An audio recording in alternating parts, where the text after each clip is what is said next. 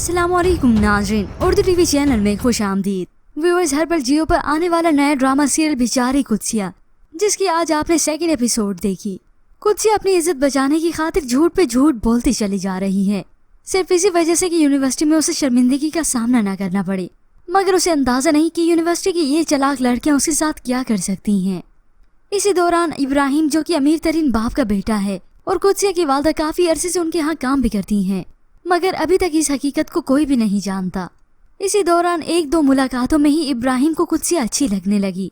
Viewers, next episode में आप देखेंगे जब इब्राहिम क्लासरूम में रिदा से हेलो हाई करने के लिए आगे सीट पर बैठा तो उसकी अचानक नजर कुत्सिया पर पड़ती है, जिसे देखते ही वो गुमसुम सा हो गया। उसे जानकर खुशी हुई कि कुत्सिया भी उसकी क्लास फेलो निकली। अरे, आप इस क्लास में होती हैं। मगर इब्राहिम का इस तरह से कुत्सिया से हंस हंस कर बात करना अनाया को अच्छा नहीं लगता। ये इब्राहिम कुत्सिया को कैसे जानता है, जिसके बाद उसने क्लासरूम से बाहर पूछ भी लिया।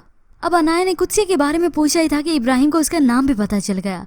ओ अच्छा, उसका नाम कुत्सिया है। सीरियसली, मैं तो उसका नाम भी नहीं जानता और उसे भी नहीं। यूं ही अब इन दोनों की आगे कहानी चलने लगी।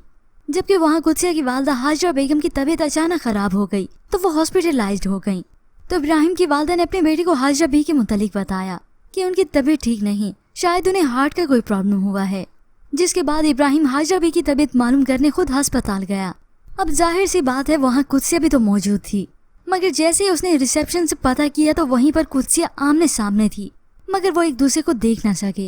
हो सकता है कुत्सिया देख ले, मगर इब्राहिम उसे नहीं देखेगा, क्योंकि अभी तो इन दोनों की मोहब्बत की दास्तान भी चलनी है। तब जाकर कुत्सिया को इल्म होगा कि मेरी माँ इब्राहिम के घर काम करती है, और इब्राहिम को भी मालूम होगा कि कुत्सिया की वालदा मेरे घर की मुलाजमा है।